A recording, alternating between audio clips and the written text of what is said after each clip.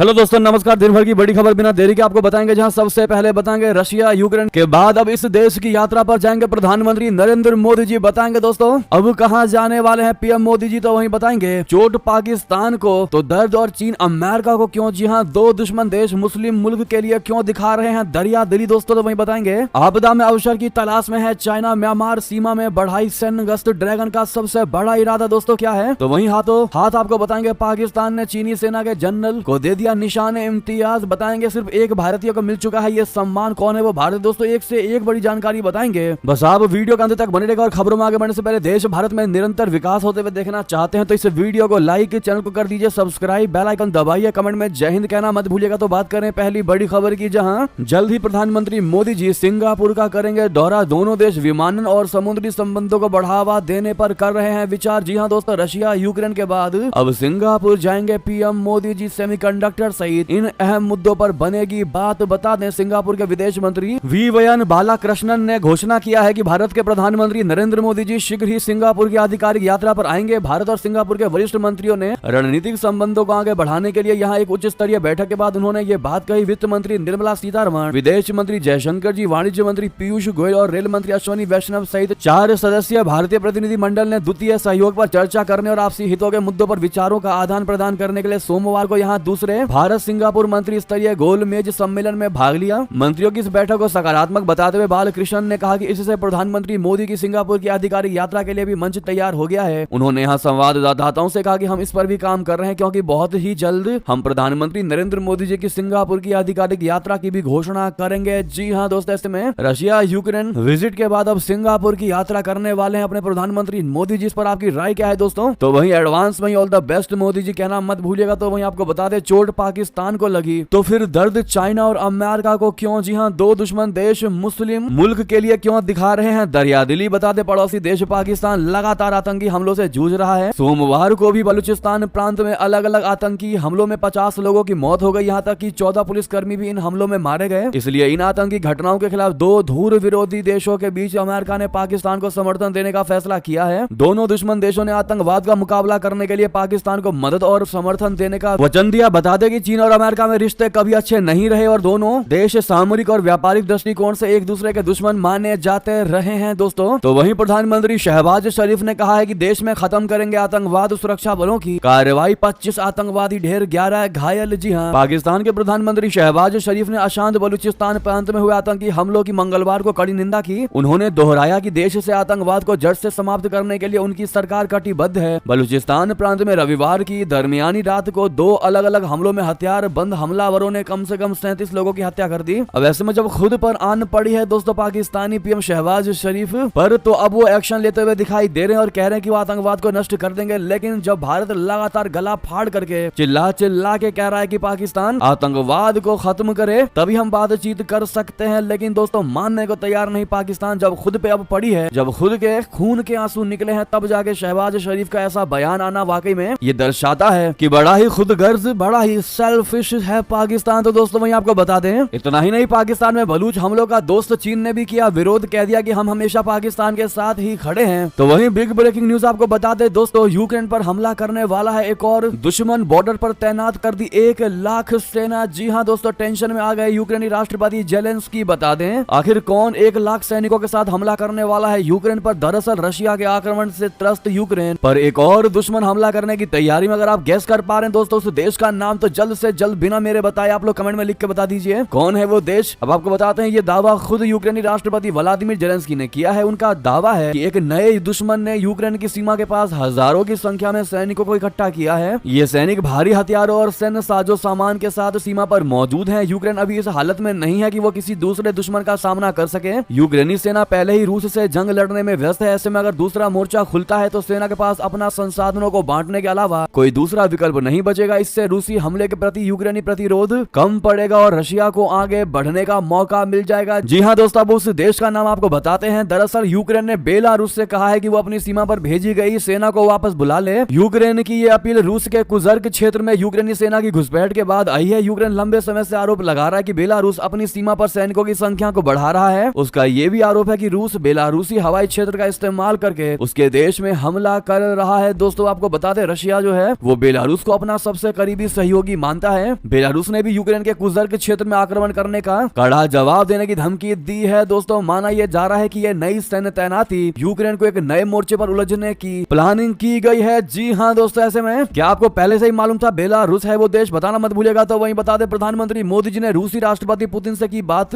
Call मिलाकर पूछा हाल, Ukraine दौरे की सारी जानकारी भी दी है पुतिन को पीएम मोदी ने। जी हाँ, प्रधानमंत्री नरेंद्र मोदी जी ने रूस के राष्ट्रपति व्लादिमीर पुतिन से हाल ही में बातचीत की और अपने यूक्रेन दौरे पर विचार साझा किया। इस दौरान दोनों नेताओं ने भारत और रूस के बीच विशेष और निजी रणनीतिक साझेदारी को और मजबूत करने के उपायों पर चर्चा की। मोदी जी ने अपने एक्स पूर्व में ट्विटर जिसे कहा जाता था अकाउंट पर इस बातचीत के बारे में जानकारी दी और बताया है कि इस बातचीत में भारत और रशिया के बीच संबंधों को आगे बढ़ाने के लिए कई महत्वपूर्ण मुद्दों पर चर्चा की गई। मोदी जी ने पुतिन को अपने यूक्रेन दौरे के दौरान की गई गतिविधियों और अनुभवों के बारे में भी जानकारी बताई। तो वहीं यूक्रेन ने बड़ा दावा कर दिया है कि हमारे पास सहयोगी देशों की अनुमति बगैर रशिया में तबाही मचाने वाला नया हथियार है। जी हाँ, यूक्रेन ने दावा किया है कि उसके पास सहयोगी देशों से अनुमति लिए बगैर रशिया के अंदरूनी इलाकों तक मार करने में सक्षम लंबी दूरी का एक नया हथियार है। रक्षा मंत्री रुस्तम उमेरोव ने सोमवार को कहा है कि मिसाइल और ड्रोन के संयोजन वाला यह स्वदेश निर्मित हथियार रूसी बमबारी का जवाब देगा। यूक्रेनी अधिकारियों ने बताया कि फरवरी 2022 में युद्ध शुरू होने के बाद से रशिया के लगातार हवाई हमले करने और यूक्रेन के पश्चिमी सहयोगियों द्वारा रशिया में लंबी दूरी की मिसाइलों के इस्तेमाल पर शर्तें लगाए जाने के कारण बली या नितसिया हथियार विकसित करने का तत्काल आवश्यकता पैदा हुई। यानी कि दोस्तों कहीं ना कहीं रशिया को और ज्यादा खौफ में लाने की कोशिश में लग गया है यूक्रेन, और लगातार ये बयान तो यही बता रहे हैं कि डरे हुए व्लादिमीर पुतिन को और डराने की कोशिश की जा रही हो। आपको पता होगा दोस्तों, हाल ही में जितने क्षेत्र पूरे 2.5 साल में रशिया ने यूक्रेन में हासिल किए हैं दोस्तों, उतना उसने 2 महीने के अंदर ही हासिल कर लिया था। ऐसे में रूस को डर लगना तो लाजमी है। तो वहीं बता दें, आपदा में अवसर की तलाश में है चीन, म्यांमार सीमा पर बढ़ाई सैन्य गश्त ड्रैगन का क्या है इसके पीछे इरादा? बता दें, चीनी सेना और पुलिस ने इन दिनों म्यांमार से लगी सीमा पर सैन्य गश्त को बढ़ा दिया है। दोस्तों बड़ी संख्या में चीनी सैनिक भारी हथियारों के साथ म्यांमार की सीमा की रखवाली कर रहे हैं। इसका प्रमुख कारण म्यांमार में सैन्य शासन और उसके तख्ता पलट का विरोध करने वाले सशस्त्र समूहों के बीच गहराता संघर्ष है। इन विद्रोही गुटों ने चीन सीमा से सटे लगभग सभी सीमा चौकियों पर कब्जा जमा लिया है। चीनी सेना ने सोमवार को एक बयान में कहा कि उसने म्यांमार सीमा पर गश्त को तेज किया है, जिसमें हवाई निगरानी भी शामिल है। सेना ने कहा कि वो रुजली, झेनकांग और अन्य अग्रिम पंक्ति के क्षेत्रों पर ध्यान केंद्रित करेगी। तो वहीं पाकिस्तान ने चीनी सेना के जनरल को दे दिया निशाने इम्तियाज। सिर्फ एक ही भारतीय को मिला है ये सम्मान। दरअसल चीन की पीपल्स लिबरेशन आर्मी यानी कि पीएलए की ग्राउंड फोर्सेस के कमांडर जनरल ली किया ओ मिंग को मंगलवार को पाकिस्तान के शीर्ष सम्मानों में से एक निशाने इम्तियाज से सम्मानित किया गया। ये सम्मान उन्हें दोनों मित्र देशों की सेनाओं के बीच घनिष्ठ सहयोग को बढ़ावा देने में उनकी अटूट प्रतिबद्धता के लिए दिया गया। प्रधानमंत्री शहबाज शरीफ और सेना प्रमुख जनरल असीम मुनी ने राष्ट्रपति भवन में आयोजित विशेष अलंकरण समारोह में भाग लिया और तथा इसमें सेना प्रमुखों और सांसदों ने भी भाग लिया। बता दें कि दिवंगत एक्टर दिलीप कुमार इस सम्मान को पाने वाले एकमात्र भारतीय हैं। तो दोस्तों वही बता दें, ईरान की हेगड़ी गुम परमाणु कार्यक्रम पर अमेरिका से करेगा बात। जी हाँ, खामेनेई ने कहा हमको कोई बाधा नहीं है। जी हाँ, दुश्मन से बातचीत करने को भी तैयार हो गया है ईरान। सुप्रीम लीडर खामेनेई ने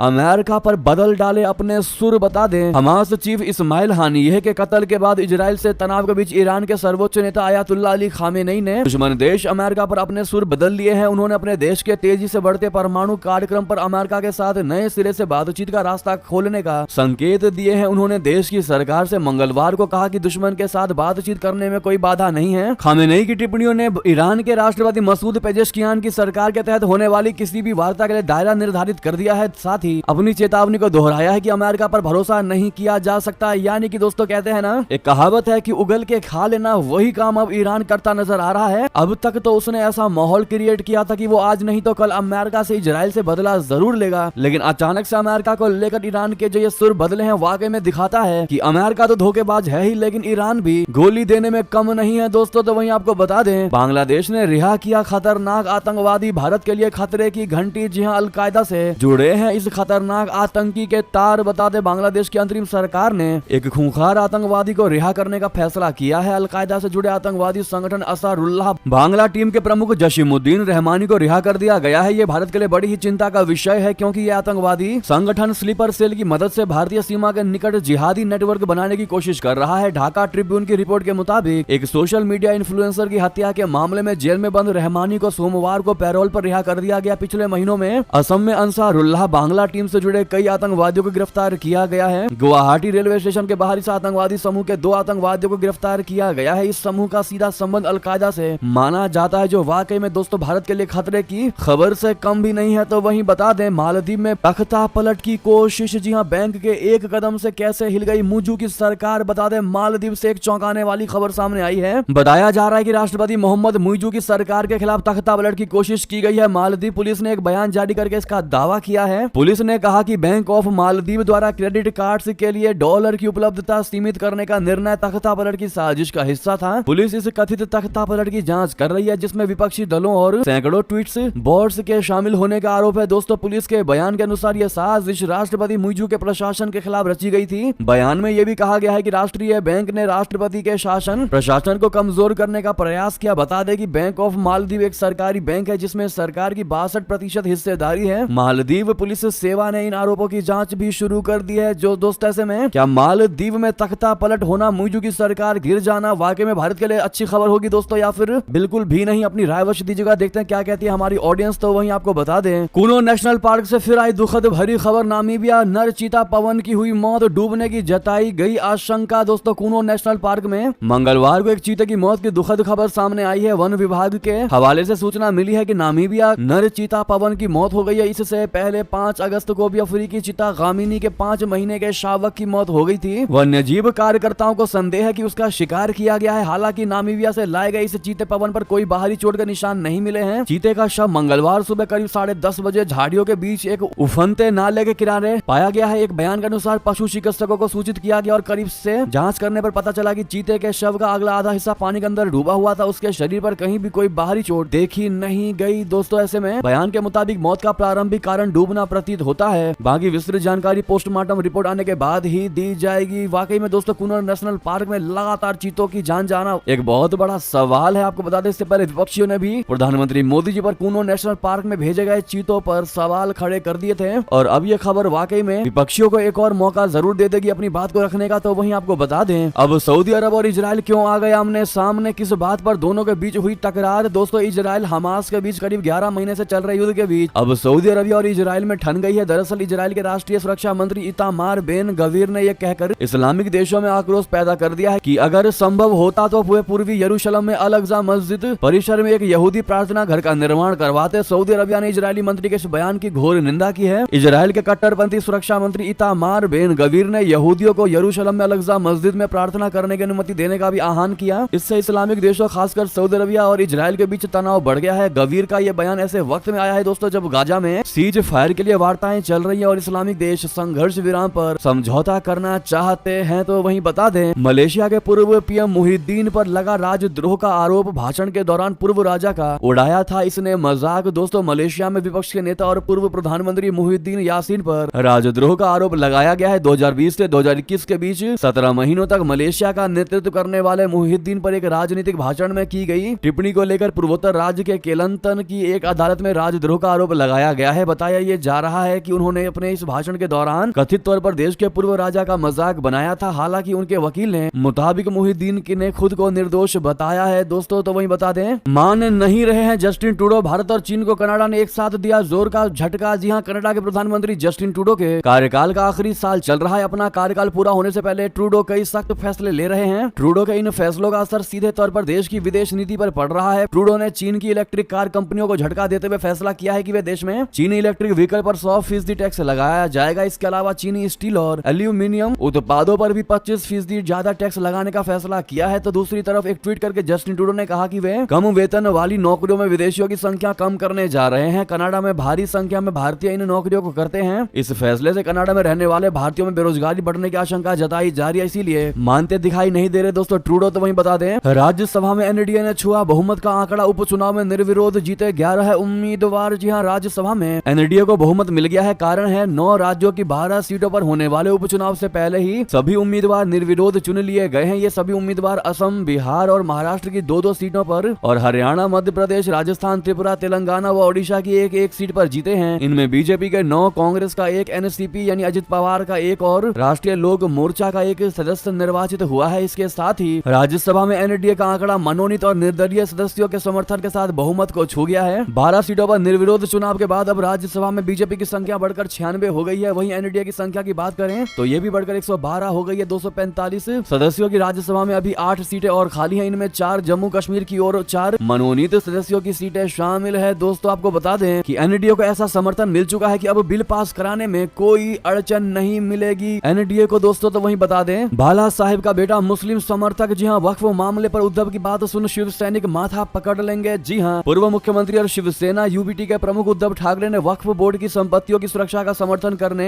और वक्फ संशोधन विधेयक का विरोध करने का वादा किया है। उद्धव ठाकरे ने स्पष्ट किया है कि वक्फ संपत्तियों को छेड़ा नहीं जा सकता और उनकी पार्टी इस विधेयक का विरोध करेगी। ठाकरे के इस बयान के बाद मुसलमानों का विश्वास उनकी पार्टी के लिए बढ़ा है, तो वहीं उनके बीच ये विश्वास जगा है कि शिवसेना उनके हितों के लिए काम करेगी। बता दें कि पार्टी ये समर्थन आगामी संसद मतदान में देखा जा सकता है, जहां उद्धव के सांसद इस बिल के खिलाफ वोट दे सकते हैं। हालांकि इससे पहले जब ये विधेयक पहली बार लोकसभा में पेश किया गया था, इस दौरान शिवसेना यूबीटी के सांसद अनुपस्थित रहे थे, जिसके चलते उन्हें मुस्लिम समुदाय की आलोचना का सामना करना पड़ा था। दोस्तों तो वहीं बता दें, बीजेपी का बंगाल बंद का ऐलान, नवन्ना रैली में पुलिस का लाठी चार्ज, हिरासत में 200 प्रदर्शनकारी। जी हाँ, कोलकाता रेप मर्डर मामले में मंगलवार यानी 27 अगस्त को छात्रों ने राज्य सचिवालय यानी नवन्ना भवन तक विरोध मार्च निकालने का आह्वान किया था। इस विरोध मार्च के दौरान प्रदर्शनकारी छात्रों और पुलिस कर्मियों के बीच झड़प देखने को मिली है। पुलिस और प्रदर्शनकारियों के बीच झड़प नवन्ना अभियान रैली के दौरान पश्चिम बंगाल सचिवालय की ओर मार्च करने के लिए बैरिकेड्स तोड़ने की कोशिश करने को लेकर हुई। प्रदर्शनकारियों का मकसद सचिवालय पहुंचकर कोलकाता कांड मामले में मुख्यमंत्री ममता बनर्जी के इस्तीफे की मांग करना था। तो वहीं दोस्तों ममता बनर्जी ने कहा कि अगर कल दफ्तर नहीं पहुंच पाई यानी आज ही दफ्तर नहीं पहुंची तो खैर नहीं। जी हाँ, बंगाल बंद पर बीजेपी से टकराई टीएमसी। दरअसल भाजपा ने बुधवार को बंगाल बंद का ऐलान किया तो ममता सरकार ने स्पष्ट कहा है कि राज्य के सारे दफ्तर खुले रहेंगे, कहीं भी बंद का असर नहीं दिखाई देगा।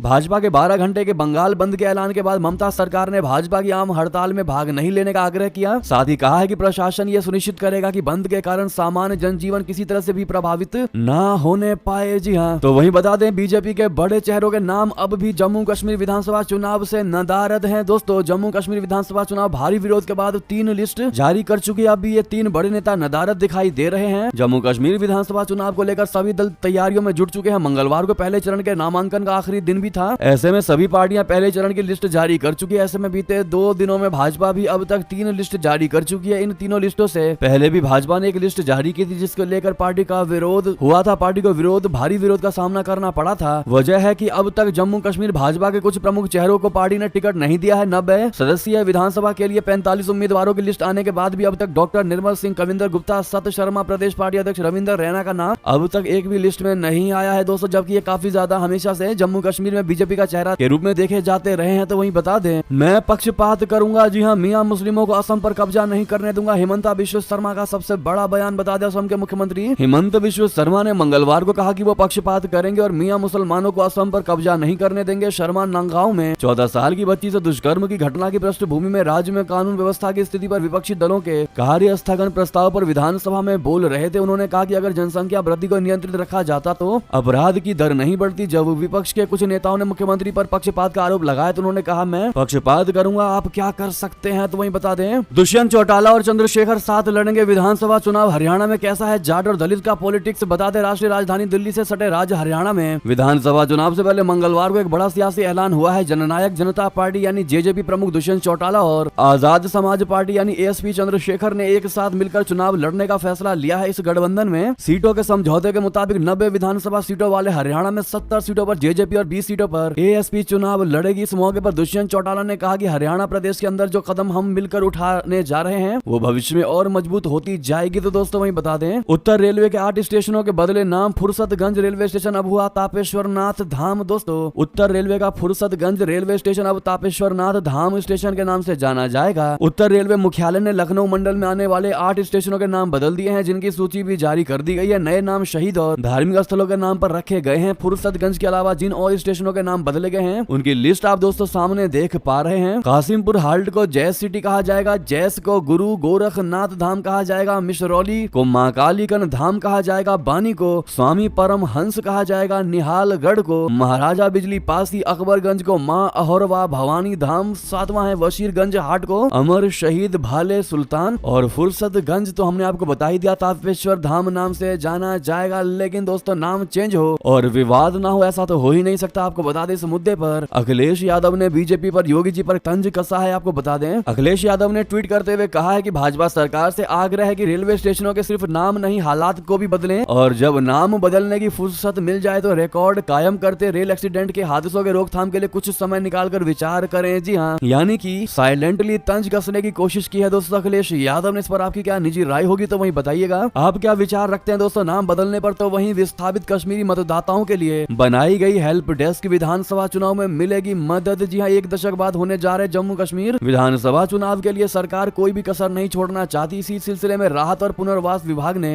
देश भर में रहने वाले विस्थापित कश्मीरी समुदाय के योग्य मतदाताओं की मदद करने के लिए एक हेल्प डेस्क को बनाया है। इस पहल का उद्देश्य विशेष या संबंधित मतदान केंद्रों पर और डाक पत्रों के माध्यम से वोटिंग सही ढंग से हो सके, ये सुनिश्चित किया है। तो वहीं आपको बता दें, आईसीसी चीफ बने जय शाह, अब छोड़ना होगा बीसीसीआई सचिव पद, उनकी जगह ये संभाल सकते हैं कमान। दोस्तों, भारतीय क्रिकेट कंट्रोल बोर्ड यानी बीसीसीआई के सचिव जय शाह निर्विरोध इंटरनेशनल क्रिकेट काउंसिल यानी आईसीसी के अगले चेयरमैन चुने गए हैं। साथ ही 35 साल के जय शाह वर्ल्ड क्रिकेट प्रशासन में टॉप पद पर काबिज होने वाले सबसे कम उम्र के प्रशासक बन गए हैं। जय शाह इसी साल 1 दिसंबर को मौजूदा आईसीसी चेयरमैन ग्रेग बार्कले की जगह लेंगे। न्यूजीलैंड के 62 वर्षीय बार्कले ने लगातार तीसरी बार दावेदारी न करने का फैसला किया। अब केंद्रीय गृह मंत्री अमित शाह के बेटे जय शाह को बीसीसीआई सचिव का पद छोड़ना होगा, जिस पर वो 2019 से काबिज हैं। तो वहीं दोस्तों, ये थे की सारी बड़ी खबरें। आपको हमारी खबर कैसी लगी? आशा करता हूँ बहुत अच्छी लगी होगी। थोड़ी भी अच्छी लगी तो वीडियो को लाइक करके चैनल को सब्सक्राइब करके बेल आइकन दबा के कमेंट में जय हिंद कहना मत भूलिएगा। तो मिलते हैं आपसे अगली बड़ी खबर में। आप सभी का बहुत बहुत धन्यवाद। जय हिंद, जय भारत।